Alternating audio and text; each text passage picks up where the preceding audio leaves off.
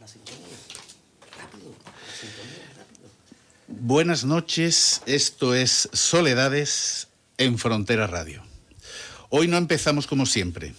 Hoy la música, las palabras y los silencios tienen otro peso. Porque cuando la tierra se empapa de más agua de la que puede sostener, también se nos empapa el alma. En estos días nuestra tierra ha sufrido el duro golpe de las lluvias, del desborde del Guadalete, de calles anegadas, hogares dañados y vidas alteradas de un día para otro.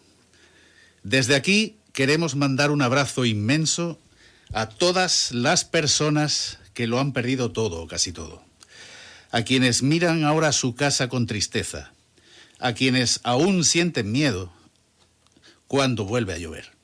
No estáis solos. Jerez es una ciudad que sabe levantarse. Quiero nombrar al Ayuntamiento de Jerez, a los cuerpos y fuerzas de seguridad, como la Policía Nacional, Policía Local, Guardia Civil y Servicios de Emergencia, que han participado en desalojos, evacuaciones y apoyos a las familias. A organizaciones con voluntariado activo como son Cruz Roja y Cáritas Diocesana de Asidonia Jerez, así como a todas y cada una de las hermandades y cofradías y asociaciones locales. A todos, y gracias, disculpándome de antemano, si me dejo a alguien. Gracias a todos. Y esta noche, además, nuestro corazón se detiene de forma especial para recordar a la gente de la Policía Nacional fallecida aquí en Jerez. Desde Frontera Radio queremos trasladar nuestro pésame más sincero y todo nuestro cariño a su familia, a sus seres queridos, a sus compañeras y compañeros que hoy sienten una ausencia imposible de llenar. Que este programa sirva también como espacio para el recuerdo, para la calma, para acompañarnos en la distancia, porque a veces la radio no puede arreglar lo que duele, pero sí puede abrazar con la voz. Hoy Soledades suena por quienes ya no están, por quienes sufren y por quienes siguen luchando. Estamos contigo, Jerez. Y ahora sí, vamos a comenzar con el programa.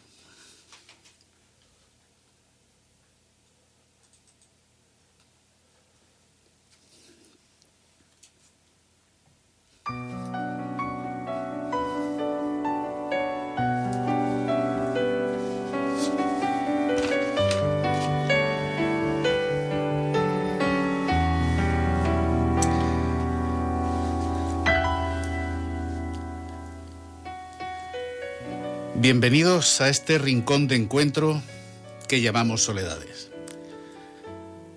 A veces la soledad no es la ausencia de personas, sino el exceso de peso que cargamos en silencio. Todos llevamos una mochila a la espalda, una mochila que con el tiempo se vuelve demasiado llena. La llenamos de ausencias como la de un padre que se fue demasiado pronto. La llenamos de responsabilidades que no nos corresponden y de heridas que, aunque intentamos ignorar, nos hacen caminar con una piedra eterna en el zapato. Hoy vamos a hablar con alguien que un día decidió que ya no podía dar un paso más con ese peso. Carlos Jiménez, o Carolum, como reza su Compostela. No buscaba el camino de Santiago ni por deporte ni por turismo. Lo buscó como un náufrago busca una orilla. Salió de su zona de confort, dejando atrás el ruido de un mundo que se le desmoronaba, para encontrarse con la única persona a la que él temía, y era a sí mismo y en silencio. En su peregrinar, Carlos descubrió que la soledad del camino es en realidad un espacio sagrado de sanación. Aprendió gracias a encuentros mágicos y a la dureza de las etapas que para llegar a nuestra propia meta, esa que él llama su leyenda personal, es necesario aprender a vaciar la mochila. Porque solo cuando soltamos lo que nos sobra, podemos empezar a ver las señales que el universo nos pone delante. Si hoy te sientes sola, si hoy te sientes solo, si sientes que tu mochila pesa demasiado o que has perdido el sentido de la marcha, quédate esta noche con nosotros. Vamos a conversar sobre cómo transformar el dolor en aprendizaje, sobre cómo un diario escrito a la luz de una linterna puede convertirse en un mapa de esperanza y sobre cómo al final siempre hay una señal esperándonos si nos atrevemos a caminar. Antes de empezar, quiero dedicar también este programa a una persona especial que pasó poco tiempo por mi vida, pero dejó una marca profunda. Me enseñó que hay mochilas que también están llenas de recuerdos, de ausencias, también la de su padre, y de un dolor que a veces no se ve, pero siempre se siente. Y precisamente de esas mochilas vamos a hablar hoy con Carlos Jiménez, autor de un sensacional libro, Una mochila demasiado llena. Bienvenido, Carlos.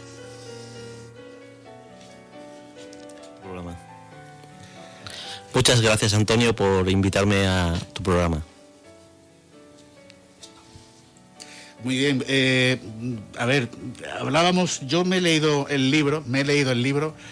Yo, la verdad es que a mí me ha cautivado el libro, me ha parecido espectacular y la verdad es que me gustaría primero empezar por aquellas noches tan oscuras, en las que, bueno, se funden los plomos del alma, como la denomino yo, y precisamente justo en momentos así, Carlos, ¿por qué surgen las mejores ideas? Qué bonito eso que has dicho, que cuando se funden los plomos del alma, ¿no? Que tu programa de radio y mi libro tienen un paralelismo que hemos hablado los dos y que se parecen mucho, ¿no? En momentos así es cuando sacamos lo mejor de nosotros mismos y a veces, sin darnos cuenta, en mi caso, surgió por, como yo lo llamo, una llamada del universo, que me llegó mediante la lectura de un libro que hablaba sobre el Camino de Santiago. Yo jamás me había planteado hacer tal camino y tenía muy poca información sobre ello. Para mí fue la señal que necesitaba para poder salir del estado en el que me encontraba, sobre todo tras la muerte de mi padre, y poder salir del estado de tristeza, desmotivación en que me encontraba en ese momento. Muy bien. Hola, buenas noches, ¿cómo están ustedes? Hola, Carlos, ¿cómo estás? Un placer tenerte acá en nuestra mesa. También quiero saludar a Juanma, a Verónica y a Ángeles. Gracias nuevamente por estar acá con nosotros. Y bueno, otra pregunta que surge, Carlos, es ¿por qué 19 años después de este Camino de Santiago haces tú el libro? Encantado de estar aquí, Heidi, también con todos vosotros. Igualmente. Pues es una pregunta, la verdad es que tardé muchísimo tiempo, casi 20 años, ¿no? Yo tenía un diario escrito de mi viaje y desde el principio sabía que algún día escribiría un libro, que lo publicaría y se lo iba a dedicar a mi padre. Una vez que acabé de recorrer el Camino de Santiago, mi hermano, en la merienda que organizaba en su casa, siempre me decía que le leyera mi diario y sus ojos se encendían cada vez que leía un capítulo y yo le leía otro. Y sigue, hermano, sigue. Me pedía que continuara, siempre. Sin duda, él fue quien me insistió durante casi 20 años para que escribiera un libro. Pero yo sufría el llamado síndrome del impostor. Yo pensaba, ¿qué le va a interesar mis experiencias? ¿Qué le va a interesar un diario escrito por mí? Y eso me hacía desconfiar en mis capacidades y en escribir. A veces empezaba, lo dejaba, pero un buen día empecé a escribir, tardé un año y lo publiqué. Y creo que fue una decisión muy acertada y que tenía que haber empezado mucho antes. Os comento, los colaboradores podéis ir participando ya, porque sé que ya estáis con cara de pregunta. Es interesante. ¿No? Estamos pendientes a lo que dice Carlos, porque la verdad, cuando cuenta y abre tu alma y lo escribe, para que quede constancia de tu vivencia, no te haces una idea lo que puede ayudar a otras personas a darle el empujón de desprenderse de esa mochila que quizá la arrastrará toda la vida y no se va a dar cuenta hasta que no se vea solo, que ha perdido mucho tiempo quizá en tener la mochila y desprenderse. Yo la experiencia que tú tienes pues la valoro muy positivamente. Escribir tu vivencia, aunque sea 20 años después, es reflejo de que tú todavía estás vivo y que todavía el interés que tienes por superarte día a día es signo de admiración. Entonces, las vivencias hay que escribirlas, hay que compartirlas, sobre todo. Sí. Ya que las estrellas, ¿no? Carlos, cuando se alinean, ¿verdad? Yo veo que, bueno, que es una genial idea la que has tenido de escribir un libro, lo primero. Lo segundo, creo que te ha ayudado a ti como persona seguramente y te ha hecho crecer cada momento que has ido con ese libro, que te ha ido acompañando. Y has sacado el lado positivo de todo ese trayecto, ¿verdad? Sí. Totalmente, vamos. Yo puedo decirte que todas las enseñanzas que yo tuve en el Camino de Santiago, 20 años después de escribirlo, ¿no? Y actualmente, en más de una ocasión, aparecen en mi vida. Yo, por ejemplo, cuando subí al Monte Cebreiro, que separa el Bierzo de León de Galicia, esa etapa, los que conocen el Camino de Santiago, es muy dura. Y yo la comparo cuando en mi vida tengo algún tipo de problema personal, que todos tenemos en nuestras mochilas problemas, unos más que otros, pues comparo esa subida a los Cebreiros. La subida es dura, pero igual que el problema es muy duro, que luego hay una cima en la montaña, que es cuando tú ya el problema sabes cómo resolverlo, y luego hay una bajada de la montaña, y es cuando tú ya estás resolviendo ese problema. El libro es una metáfora entre la vida y el camino, y se ve claramente en este tipo de ejemplo, ¿no? Sí. Y a mí, a nivel personal, me ha ayudado, y al final es lo que intento transmitir con mi libro, ayudar a otras personas. Muy bien. A mí lo que me sorprende, Carlos, gracias por estar esta noche aquí y compartir contigo tu libro y darle un poco, ¿no?, de apertura, ¿no?, y curiosidad a los oyentes de que lo puedan leer. Me ha encantado cómo lo has escrito, porque es como las canciones lentas, ¿no? Más que escrito lo has contado, ¿no? Como un cuento, ¿no? Lo has escrito como también lo que me gusta, que el diálogo o la conversación de pasillo, que es muy entendible, y lo que me destaca es eso, que lo cuentas como desde el amor, ¿no? En ningún momento se refleja ni victimismo ni dolor, ¿no? Aunque tú dices que llora muchísimo, pero no te lo llevas al sufrimiento, te lo llevas totalmente a la experiencia, y eso me gusta muchísimo del libro. El libro, muchas gracias. El libro, desde la primera letra la primera palabra del libro hasta la última, está basado en hechos reales. Yo quise que fuese un libro no muy extenso, pero sí muy potente emocionalmente. Y está basado estrictamente en un diario que yo escribía en los albergues por la noche, ayudado de una linterna. Y el diario original, algún día os lo traeré, pero hay tinta corrida de mis lágrimas. Entonces, un libro escrito con el corazón, un libro escrito tras una etapa en el Camino de Santiago y volcarlo al cuaderno, pues tiene muchísima potencia emocional, ¿no? Yo os puedo decir que 20 años después, cuando lo escribí, hay un capítulo del libro que se llama 7 días, una semana, lo que lo habéis leído, no sé si lo recordáis, es lo que tardé en escribir el siguiente capítulo. Me había vaciado emocionalmente tanto que no fui capaz de volver a escribir en una semana. Pero porque son muchas emociones que traía 20 años atrás y quería que fuese todo tal y como lo viví. ¿Para ti fue una catarsis aquello? Fue una catarsis, sí, totalmente. Carlos, pero también hay que tener en cuenta que esa vivencia de hace 20 años todavía la sigues recordando, como si fuera ayer mismo. Es decir, que la experiencia fue muy positiva para ti, y justamente 20 años después, aunque te decidas a escribir el libro, te retroalimenta, vamos a decir así, a tener esa experiencia, aunque sea en tu mente día tras día, que es lo que a lo mejor te ha influido a hacer ese libro. Yo quisiera preguntarte si el camino lo hiciste solo. Sí. Bueno, voy a comenzar a responderte una cosa antes. Yo, el libro fue algo que el camino a mí me ayudó personalmente. Luego, cuando lo publiqué, el año pasado hice 8 presentaciones por toda España y bueno, no vivo de la escritura, creo que son 20 escritores en España que viven de la escritura, muy poquitos. Tristemente. Sí.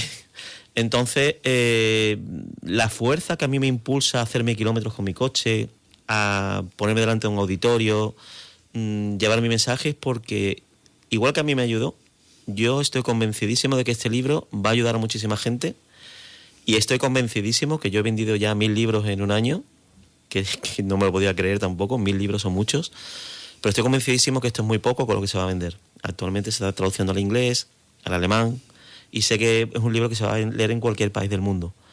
Y respondiendo a lo segundo, yo siempre voy a defender que el camino tenemos que hacerlo solos.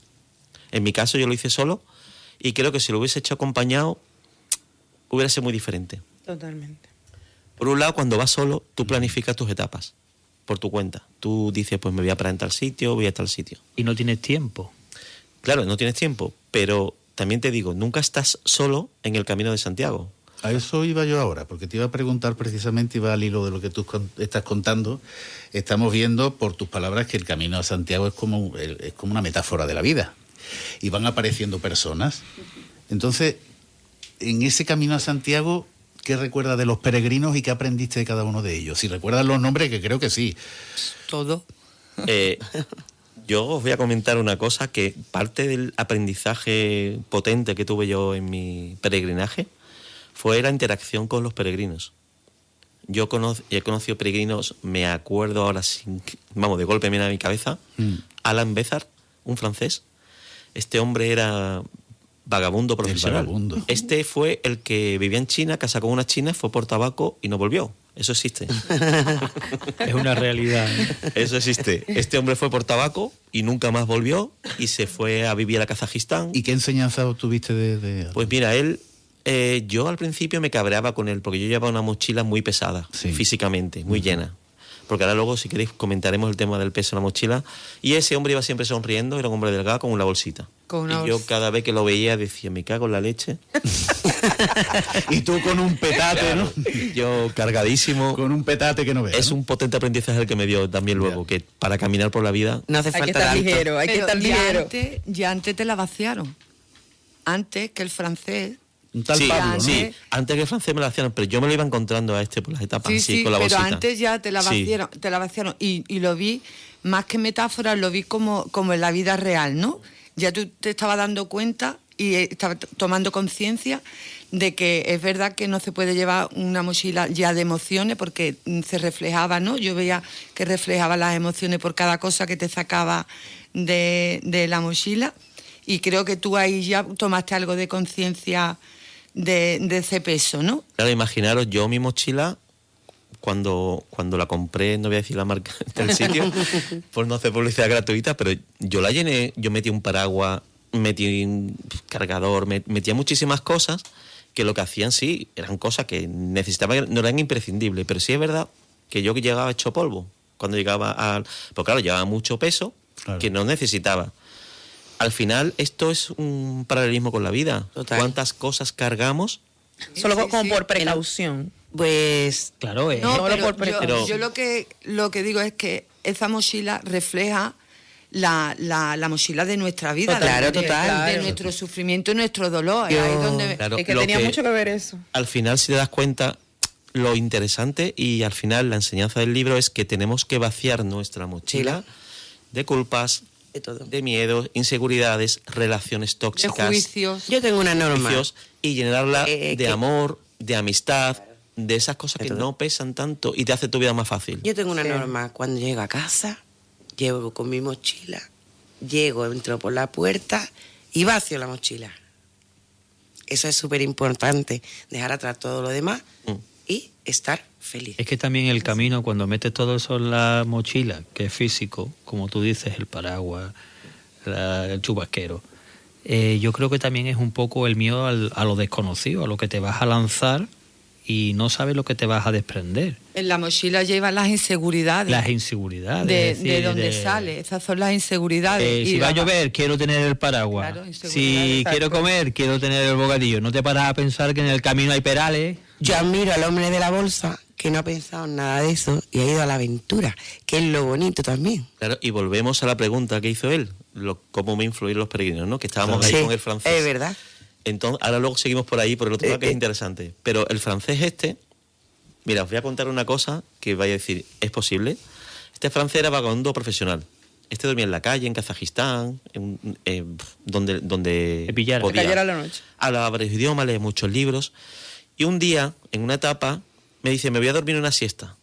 Íbamos andando y me lo veo con los ojos abiertos, durmiendo una siesta andando. Y yo me quedé mirándolo y digo, ¿cómo es posible? ¿Cómo es posible? Y yo le dije, Alan, ¿tú cómo puedes dormir una siesta andando con los ojos abiertos? Me dice, Carlos, muy sencillo. Yo vivo en la calle y duermo con un ojo abierto y un ojo cerrado. Potentísimo. Sí, claro. Sí, claro. Potentísimo. Lo que decías tú antes sobre Ángeles, lo que decía ella sobre la enseñanza de la mochila. Yo conocí a un peregrino también con el que interactué que se llamaba Pablito, porque cuando yo hice el Camino de Santiago no existían las redes sociales, era el año 2004, no había internet, con lo cual yo me compré una guía Naya en el Prica, que era el Prica, y aparecía un personaje que se llama Pablito. Pablito es un señor con barbita blanca, un gorro de marinero azul, bajito, y yo recuerdo que en una de las mojadas, como tantas mojadas que me pegué en el camino, porque yo ya había tirado el paraguas hace tiempo, Para que veas. yo estaba desnudándome en un granero, que yo me metí en un granero a cambiarme, y apareció un hombre allí, me pegó un susto. Peregrino, tal, empezamos a hablar, y él se fijaba en mi mochila, y me decía, peregrino, si tú quieres llegar a Santiago, deshazte de todo lo que no necesites. Y empezó a tirarme y yo cabreado, ¿pero qué haces? Era como si me estuviera quitando la vida, ¿sabes? Es como que nos arraigamos a las cosas materiales. Y yo, pero Pablo, por favor. Y Pablo, que no le necesita. Y yo me fui cabreado, pero pensando, ostras, pues que lleva razón. Cada paso que daba, cada kilómetro que hacía, iba muchísimo más ligero, muchísimo más feliz. Claro. Y me había desligado de cosas que no iba a necesitar. Yo llegué a disfrutar de mojarme de la lluvia. Claro. O sea, de estar lloviendo y disfrutar de esas gotas que De caen. cómo te caen. Sí, Y te mojan, ¿no? Y con los pies mojados. los pies también. mojados, todo. Porque al final, ¿sabes qué pasa? Que vivimos muy autómatas por la vida. Vivimos dentro de la zona de confort. Cuando Y aferrados a todo. A lo todo. material. A todo. Estamos aferrados a todo. Te vas y te vas desconectado, sin teléfono, sin móvil.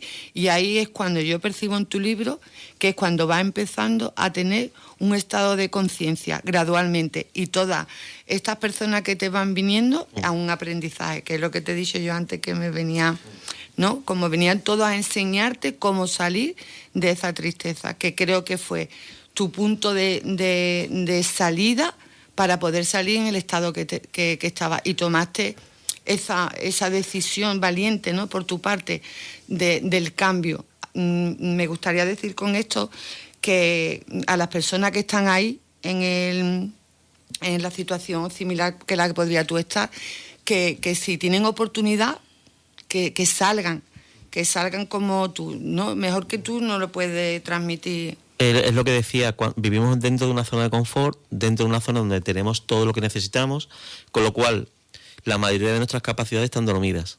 Cuando tú sales de tu zona de confort, florece el espíritu aventurero, Que es el mejor. que es el mejor. Sí. Y- La mejor versión de uno. Claro, yo cuando Disfrutar de la aventura. De, La mejor. claro. La vida es una continua aventura, yo que se lo digo. Continua. Yo que pienso ahora, Carlos, otra pregunta que se me viene a la cabeza. Perdona, no estoy respondiendo a las preguntas, ¿eh? No, me Ya, dejáis yo a la estoy mitad, ¿eh? en verdad escuchándote, porque es que encima tiene una voz que te queda cautivado. Gracias. Entonces, a mí cada vez que te hago una pregunta, quiero hacerte otra rápido. Yo quiero saber si después de 20 años, cuando tú terminas de escribir este libro, si es el punto de partida hacia una nueva vida o fue en el 2004 cuando tú inicias el punto nuevo de tu vida. ¿Me explico? Bueno, yo es que te puedo decir que yo en el año 2004, el año en que falleció mi padre falleció víctima de un cáncer y en un mes falleció, fue un golpe muy gordo para mí. Y yo realmente en mi vida me había planteado hacer el Camino de Santiago. O sea, yo es algo que escuchaba que había 2 o 3 locos por ahí que se iban con una mochila Y entonces el Camino de Santiago... Y menos un libro, ¿no? Porque hay precisamente a la pregunta que yo te hacía de los peregrinos, hay un peregrino de Antequera que te pregunta si estás escribiendo las memorias. ¿Empezó como las memorias? Empezó siendo... ¿Y después fue el diario, libro? ¿no? El libro se iba a titular Diario de Ruta de un Peregrino. ¿Pero tú tenías intención de hacer un libro o era...? Yo tenía intención Unas memorias. de escribir un diario Sí. y algún día publicar un libro, porque Vale. se lo quería dedicar a mi padre. Era Vale. como un regalo para él, ¿no? Ujú. Y lo que pasa es que es lo que iba a comentar. Yo estaba en el puerto de Santa María allí leyendo un libro de Paulo Coelho que se llamaba El diario de un mago, el peregrino del Camino de Compostela, y empezó a hablar del Camino de Santiago. Y yo en el capítulo 3 lo solté y me fui a comprarme una mochila, unas botas, y me compré un billete de tren a Pamplona, y de Pamplona me voy a Roncesvalles. Quiero decir, yo creo firmemente que eso fue una llamada del universo. Eso fue mi padre en el cielo, Dios, no sé, pero dijo, chaval, tienes que salir de ese estado apático en el que te encuentras y lárgate. Fue el Camino de Santiago, pero podía haber sido el Camino del Rocío, por decirte algo. A mí me llegó a través del Camino de Santiago. Y entonces sí puedo decir que todos los personajes que han ido apareciendo y todo lo que me fue sucediendo fue mágico. O sea, Hablando de magia, ahora voy precisamente. Vuelvo a reincidir con los peregrinos que te vas encontrando y te encuentras con unas holandesas o algo así, que creo entender que en la onomástica de tu padre, precisamente, ellas intentan como contactar con tu padre, ¿es así o cómo va? mira, yo esa etapa además fue muy curiosa porque yo me perdí. O sea, yo soy despistado de por sí. Pero es que encima yo me hacía muchísimos kilómetros y llegaba ya casi de noche a los albergues. Y me perdí en un bosque en el cual de repente sentí unas criaturas oliéndome alrededor. Uy. Me ajena a un bosque, Camino de Santiago, criaturas. Cogí mi linterna, alumbré y tenía 4 o 5 perros salvajes alrededor mía. Dios santo. Yo instintivamente lo que hice es cerrar los ojos, me quedé sin respiración un minuto así, Quieto. calladito, me olieron y se fueron, ¿sabes? Fue otra cosa que me pasó muy curiosa. Y bueno, y seguí y llegué a esta Molina Seca, que se llamaba el albergue este. Y ahí, pues claro, era la onomástica, era San Carlos, el santo de mi padre, el mío. Y yo estaba un poquillo tocado, ¿no? También. Llegué allí, saqué mis cosas, me senté en mi cama, en la litera. Y en el centro del albergue, un albergue así como de madera, muy idílico y tal, había dos extranjeras. Ellas me miraban, pero yo casi no le echaban cuenta, pero me llamaron. Me dijeron, ven, acércate. Yo me acerqué. Y me dice, ¿qué te pasa? Te noto triste, te noto... Y le conté, digo, mira, pues que resulta que mi padre falleció, yo estoy haciendo este viaje por un poco sanar mis heridas, y hoy es nuestro santo. Y me dice, ¿tú quieres hablar con tu padre? Digo, vamos a ver, que mi padre ha dicho que ha fallecido. Vamos, yo además bastante incrédulo con estas cosas. No, es que nosotros somos videntes y somos capaces de hablar con el más allá, y tu padre está aquí contigo. Y yo me cabré, ¿sabes? Mi primera reacción fue cabrearme. Pero de repente me dice, ¿sabes qué me está diciendo ahora mismo? Que se fue de esta vida sin deciros lo mucho que os quería. Y ahí me tocó. Porque eso le pasaba a mi padre. Mi padre, sus hijos eran los mejores, pero se lo decía a los demás. No lo exteriorizaba. No lo exteriorizaba. ¿Y por qué iba a saber ella eso? ¿Sabes? Ahí ya le presté atención, te resonó. pero me fui a la cama y me harté de llorar. Y no quise saber el tema, pero en Ocebreiro me la encontré en un bar. Y ya terminé esa parte. Y me dicen, Carlos, siéntate con nosotros. Digo, venga, vale, me siento con vosotras. Y me dice, mira, ¿tú ves a ese señor que está sentado ahí? Digo, sí, se pone, ese tiene un don. ¿Tú ves a ese señor que está ahí? Tiene un don. Dice, tú tienes un don. Digo, ¿yo? Yo tengo un don, ¿qué don tengo yo? Y me dice, pues tú puedes curar con tus manos. Imagínate, yo me quedé, digo, puedo curar con mis manos. Se pone, sí, Carlos, pero tanto tú como ese señor como el otro, jamás lo vaya a desarrollar porque no lo creéis. Pero yo al final, ¿sabes qué he pensado después de estos años? Que mi don ha venido a través de mis manos escribiendo. Y ayudo a mucha gente a través de este libro. Fíjate, Nunca al final dicho, ato ¿no? cabos. Y al final llevaba razón. Claro. Que yo creo que escribir es un don, ¿no? Totalmente. Claro. Evidentemente. Escribir suelto, es Así decir, es. contar... Y es una forma de ayudar a los demás con tu escritura. Y os digo que este libro, Tú sabes lo que son las canalizaciones y tal. Sí. Este libro yo creo que está un poco canalizado, fíjate. Sí. Es un libro que en parte lo he escrito yo, pero como que ha habido un momento que yo no podía parar de escribir. Es como que me surgía Claro, del corazón, boom, boom, boom, boom, ¿sabes? Igual que había momentos en que no podía más, pero este libro ha venido muy guiado y tiene que haber sido escrito. Eso estoy convencidísimo. Qué bien. Carlos, mira, ¿y qué sentiste en el momento cuando estabas en el tren hacia Pamplona? ¿Qué sentías en ese momento? Porque, bueno, ya era un hecho. Ya habías comprado el tiquete y estabas en el tren. ¿Qué sensación tenías? Pues la verdad es que tenía una sensación, o sea, iba triste, ¿no? Pero es verdad que coincidí con un congreso de nutricionistas. Había mucho jaleo allí. Para Pamplona. Iba para Pamplona. Y yo al final, que soy charlatán, vamos, por naturaleza, pues empecé a charlar con unos, con otros. Pero iba viendo los paisajes que iban cambiando por la ventanilla, los acentos. Estaba como con mucha ilusión y con mucha... Tiene una mezcla de sentimientos, ¿no? Tenía mucha curiosidad, miedo, tristezas. Echaba de menos a mi padre, a mi hijo, pero también tenía esa fuerza mágica, ¿no? Que ya me había invadido y que me hizo ir hasta el final, ¿no? Claro. ¿Hubo algún momento, Carlos, en que el dolor se va transformando en auténtica paz contigo mismo? Sí. ¿Existe algún momento? ¿Hay un detonante o algo que...? Yo, las primeras etapas y los primeros kilómetros del Camino de Santiago, yo lloraba muchísimo, ¿no? Digamos, que es lo que me hacía llorar, lo pasaba fatal. Y luego ya con esa interacción con los peregrinos, con esos paisajes que iba viendo, me iba embargando y al final yo acababa cantando ya. Yo cantaba, a mí me gustan mucho los carnavales de Cádiz, soy mucho de comparsas, ¿no? Y cantaba muchos pasodobles y hablaba muchísimo con mi padre. Muchísimo, ya hablaba de otra manera, ¿sabes? Ya estaba contándole lo que estaba viendo, lo que estaba haciendo. Yo pienso que cuando tenemos que tener una metáfora del dolor, aparte del físico que te entra en el camino con el mero hecho de que el dolor se va convirtiendo como en un callo. Entonces ese callo endurece, quizás, que a lo mejor aflora cada X tiempo como un volcán, pienso. Entonces la metáfora es que cuando tú estás haciendo el camino, ¿no?, el dolor que va a las primeras etapas se puede reflejar el dolor físico de andar. Pero cuando llega ya a 4 etapas, por ejemplo, pues ya ese dolor como que no existe. Entonces, pienso que quizás el dolor ¿en qué momento? Si tú, ¿cuánto tiempo estuviste de camino? Yo estuve 28 días. 28 días. ¿No? Y recorrí 750 kilómetros a pie. Yo recorrí desde Roncesvalles, que está arriba de Pamplona, hasta Santiago de Compostela. Una etapa tras otra. Y el dolor ya, como dice Antonio, ¿cuándo te das cuenta de que el dolor ya no es un dolor como de preocupación, sino de, como decir, ya el dolor, la etapa del dolor de la pérdida de tu padre se conforman como en algo aceptado? Aceptación.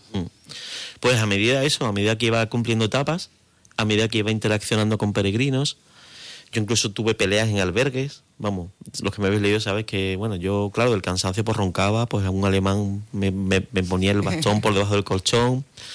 Tuvimos una conversación muy seria en lo alto del Perdón, que es un monte muy carismático del camino, y que al final también me valió de lección, porque fíjate que muchas veces juzgamos a los demás de por primera, aspecto, por ¿sabes? cualquier cosa, sí. Pero luego cuando ya Lo contamos, conoces. hablamos, como que empatizamos, y al final ese peregrinillo que empezamos peleándonos, pues acabamos dándonos la mano, y no siendo amigos, pero cambió la perspectiva Yo totalmente. recuerdo cuando terminé la última etapa del camino, yo, que era un ajeno total, yo me llevé una piedra de Jerez que representaba el dolor mío. Y lo dejo en el montón allí cuando ya tú estás viendo Santiago a lo lejos, ¿no? Es ese momento, por ejemplo, para mí, cuando yo ya me desprendo del dolor. Entonces lo representé en una piedra que precisamente me la traje de Jerez en una mochila. Y te puedo asegurar que yo en esa mochila, como tú, pequé de eso, de llevarme cosas que no necesitaba. Al final llegué sin los zapatos. Una chancla. El dolor. Yo lo que veo es que todos los que habéis hecho el Camino de Santiago, ¿Ibais con miedo, con muchas cosas para quitárselas por encima? Pero- ¿Ibais solos? Sí, pero es como dice Carlos. Pero lo importante fue todo el trayecto que habéis hecho, que se habéis dado cuenta, Es la transformación. exacto, que os ha hecho ver la vida de otra forma diferente. Así es. Es que ese es el trayecto y la sanación del dolor y del duelo. Hoy el dolor y el duelo lo camuflamos muchísimo. Incluso las personas que tenemos alrededor no nos quieren ver sufrir. Y lo que habéis hecho ustedes es lo más valiente, que es totalmente atravesar el dolor desde la soledad. Esa es la sanación absoluta. Cuando te ves solo, te ves en el llanto, te ves inseguro, te ves con miedo, porque ese es el duelo, ese es el dolor a cualquier situación que sea dolorosa. Cuando tú lo traspasas solo, la sanación es absoluta. De hecho, ustedes mismos lo estáis diciendo. Y esto me gustaría que lo supieran las personas que estoy empezando por un proceso de dolor, que cada persona tiene sus tiempos. Así es. No hay un tiempo exacto. Estoy Lo que claro. sí, hay muchísimas herramientas y sobre todo una de ellas es salir de la zona confort. Y yo te aseguro que muchísimas personas tendrán muchísimas oportunidades para salir de ahí, o no las quieren ver o quieren quedarse en la zona. Pero que el dolor hay que traspasarlo.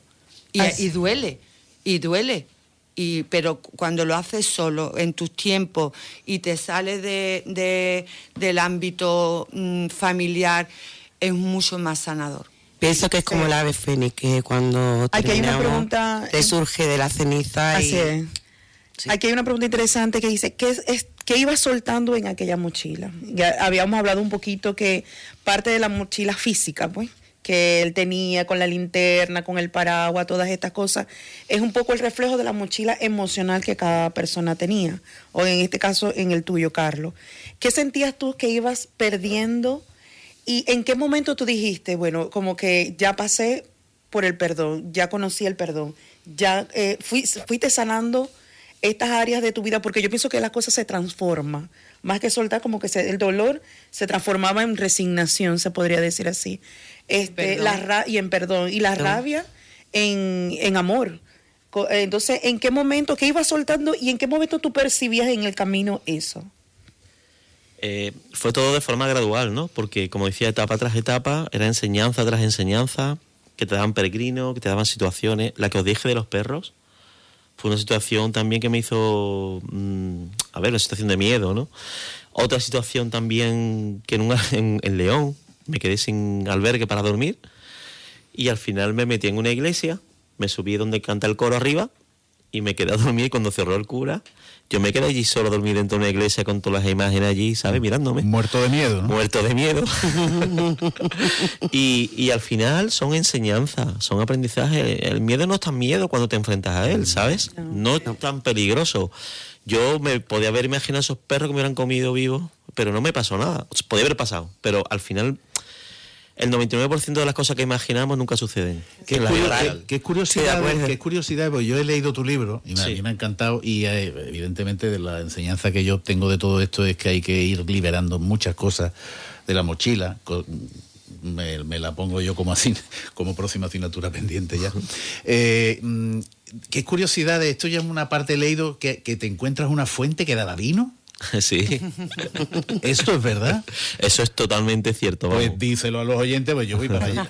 O sea, dime, ¿esto dónde está? ¿Esto Eso cómo está es? en Navarra. En Navarra, Está sí. la bodega Irache, que Sí. la podéis buscar en internet. Hay Sí. además hay una webcam, Sí. Irache. Irache. Y hay una webcam que está directamente a esa fuente y están los peregrinos ahí bebiendo agua. Y está en vez de ir a dar agua, pues maravino. Yo además me acuerdo que yo salí a las 6 de la mañana y pasé a las 6:30 por allí. Y yo empecé, y vamos, que yo iba contento yo ya la siguiente el kilómetro porque le pegué un buen sorbo. Y luego está el típico listillo que va llenando y al final, hombre, hay que tener un poquito de conciencia, Que ¿no? siempre va detrás de la cola, ahora vuelve. después- Claro, y así. y se lleva la botellita llena de vino. Claro. Nunca mejor dicho, agua con misterio, ¿no? Agua con misterio.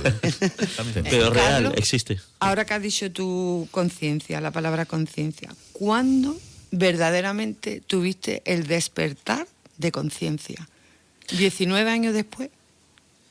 Pues mira, el despertar es muy curioso porque el 100% todavía no ha llegado. O sea, va llegando como como la serie, ¿no? Va por capítulo. Pero lo bueno de todo esto es que te va llegando en momentos que te hace falta, que necesitas, pero todo de golpe no me llegó. Me ha ido llegando poco a poco. Pero en un momento que tú digas, ahora soy consciente, porque claro, tú en ese viaje no eras consciente, tú ibas teniendo ahí en tu viaje los procesos, las personas que veían el camino y te encontrabas.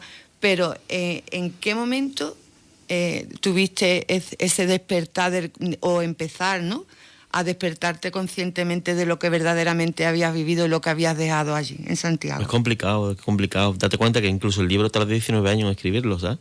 O sea, no te puedo decir cuándo, ni ponerte una fecha, porque es que no lo sé. Ha sido progresivo. Ha sido progresivo. Pero si lo nota. Sí, claro.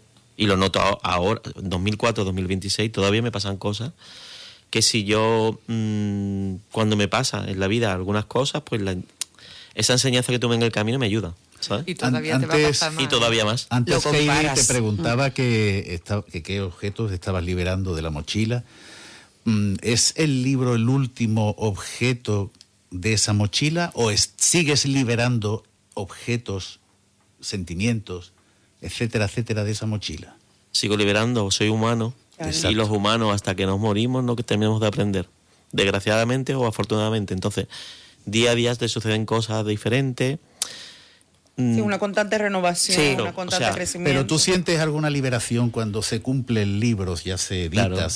Claro. Una meta cumplida. Claro. Yo, para mí, cuando ya decidí publicar el libro, y bueno, yo me acuerdo el primer libro que firmé, me temblaba la mano. Ay. Yo estoy firmando un libro, Dios mío. ¿Quién me iba a decir a mí esto? Yo lo que he hecho siempre es pintar, yo he dibujado muchísimo. Yo escribía muchas Interesante. cosas, siempre he sido muy reflexivo. Yo era el típico, yo veía una casa en el campo con mis padres, yo me subía encima de donde guardamos la leña y me ponía a mirar los aviones y se me iba la olla, ¿sabes? Siempre he sido muy soñador. Pero lo de ser escritor es algo que jamás me había planteado. Soñador y romántico, me encanta el detalle que dice, desde los 40 centímetros, ¿no?, del corazón al cerebro, ¿no? Ese pequeño, ¿no?, pincelita ahí De romanticismo. Me encanta. Sí, porque además la parte femenina que aparece en el libro y tan importante como fue Fátima. Y además os digo que Fátima se llama así porque hay un escritor al que yo he leído mucho, que es Paulo Coelho, que tiene legiones de admiradores y legiones de detractores, como le pasa a McDonald's. Pero a mí hay unos libros de él que me han cautivado, como por ejemplo El alquimista, que es mi libro de cabecera. Es un libro que habla sobre la leyenda personal. Y Fátima era la protagonista. Yo quise ponerle Fátima a Elena, que es su nombre real, y tiene muchas influencias de este escritor en mi libro, ¿sabes? Sí. Carlos, mira, tú recomendaste hacer el Camino de Santiago solo. Mi pregunta es la siguiente: ¿qué fue más maestra, la soledad o aquellos peregrinos que te encontrabas? Ambas. O sea, la soledad es muy importante porque en la soledad donde tú realmente te conoces a ti mismo, hablas contigo mismo, te paras contigo mismo, te pones frente a ti con tus defectos, con tus virtudes, sobre todo con tus defectos, cuando más problemas puedes tener. Pero también los peregrinos a veces son espejos también. Sí. Y el ser espejo también te ayuda. La polaridad, ¿no? La polaridad. La polaridad, total. Entonces, pues ambas cosas fueron necesarias en mi caso. Y yo también creo que... Cuando cruzas el pórtico de la gloria, que es, digamos, como ya el final de todo el camino, Sí. ¿qué sensación tienes? ¿Qué sentimientos? ¿Qué emociones? Pues ahí también me gustaría comentaros cómo fue mi entrada en la Catedral de Santiago. Pero cuando cruzas el pórtico, además yo lo hice en año Xacobeo, que es año santo, con lo cual se abre la puerta de la gloria, ¿no? O sea, ese es el final del camino, ¿no? Es una experiencia que suele ser profundamente emocional, espiritual y física al mismo tiempo, ¿no? Se mezclan muchísimas sensaciones. Ahí todos lloramos, ¿no? Cuando llegamos ahí, porque después de tanto tiempo en la calle y deseando, y has llegado al objetivo, ¿no? Pero yo tuve una experiencia agridulce, porque en la misa del peregrino que se celebra en la catedral, pues fíjate, yo llegaba por diosero, yo no me había afeitado ni un solo día en 30 días, llevaba una barba, ¿sabes? Te duchas como puedes, Y allí dentro había gente muy bien vestida. Estaba el sacerdote haciendo una misa en favor de la Coca-Cola, que le daba de beber al sediento.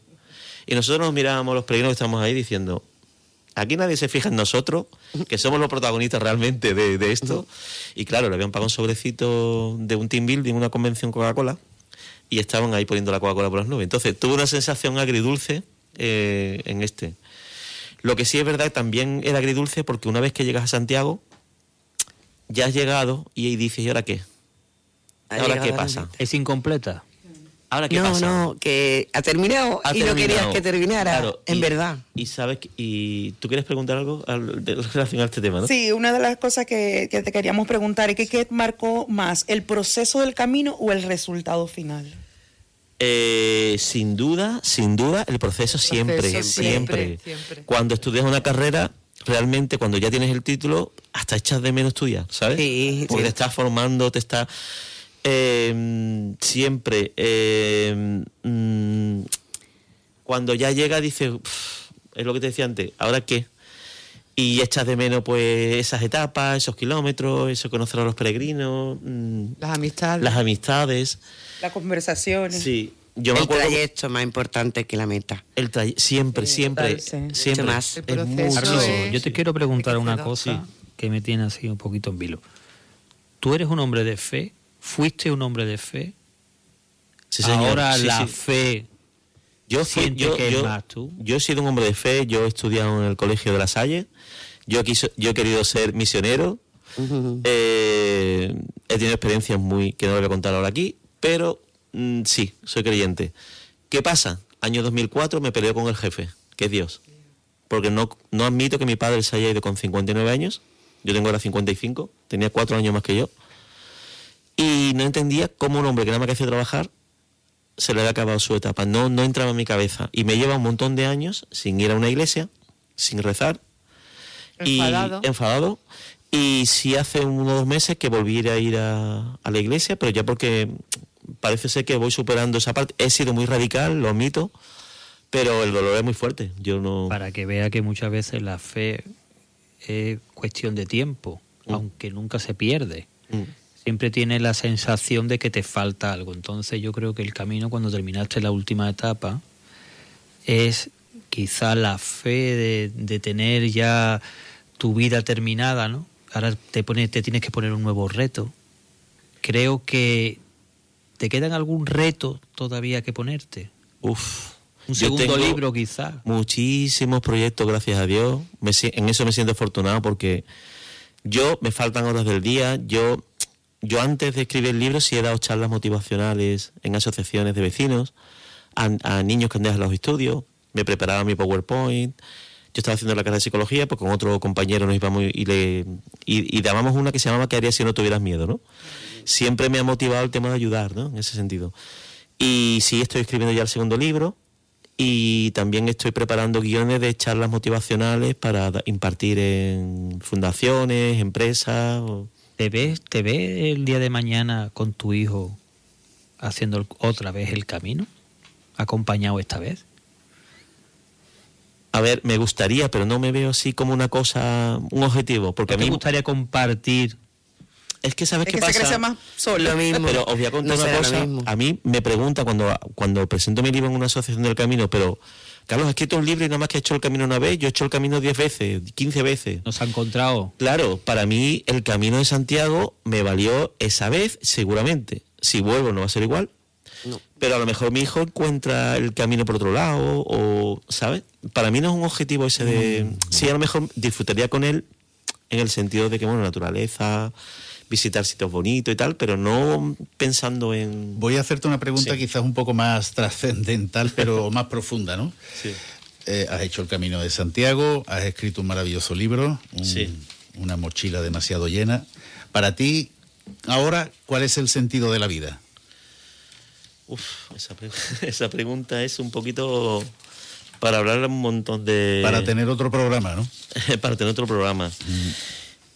Es que el sentido de la vida no es un destino fijo, ¿no? Digámoslo así. Es una mezcla de caminar con un propósito, En mi caso el propósito era sanarme, llegar a Santiago, valorar lo esencial, que es otra cosa que valoras, que es lo que hablamos antes, de lo que realmente importa, ¿no? Y no cargar con todas esas cosas que no son tan importantes. Conectarse con otros, que es otra cosa también que pude hacer, la interacción con los peregrinos. Y conocerse. Introspección, perdón. Eso es justo lo último que voy a decir. Introspección. Conocerse y aceptarse uno mismo. Introspección. Exacto, que es súper importante. Y antes Sí. me gustaría, antes que terminara, si me lo permite, Antonio, Sí. has dicho hace poco que has vuelto ahí a la iglesia. Mm. Y ese reencuentro, ¿cómo ha sido después de tanto tiempo? Pues Y como abrazar. cuando tienes una relación de pareja y le está otra vez intentándolo otra vez, ¿sabes? ¿Abrazáis? No, todavía no nos abrazamos. O sea, ahora nos decimos hola, ¿qué tal? Pero no. Hay en conversación, ¿no? Estamos en conversaciones. Bueno, eso es importante. Eso indica de que sigue el camino de Santiago, a pesar de que ya llegaste a Santiago. Sí. Y bueno, esta pregunta, ¿es el camino de Santiago una metáfora de lo que realmente es la vida? Totalmente. Es o sea, el camino de Santiago es una metáfora de la vida y el camino. Es cuando te decía que subía los cebreiros, que era un problema. Cuando me enseñaron a vaciar la mochila para caminar de manera más feliz, es cuando la tenemos llena de inseguridades, de culpa. Todos son metáforas y de la vida y el camino. Los enfados. ¿Dónde ha llegado lo de la leyenda personal? Esa pregunta me gustaba a mí. Sí, pero bueno, ya estamos en la No, recta, eso no. estamos en la recta final del programa. Sí, Ha sido, qué bien me lo he pasado, ¿verdad? Agradecida. ha sido un programón, la verdad. Y tú... Es como para el segundo programa. Sí, bueno, ya sabes que Carlos ya pertenece a la familia Muchas de gracias. Soledades. Y fuera de micrófonos hablábamos de cuál era el tema que a ti te gustaría, o sea, con qué tema te gustaría, digamos, poner la rúbrica a esta entrevista. Y me hablabas de es mejor caminar. Totalmente. ¿Qué te dice a ti este tema? A mí me recuerda este tema al camino.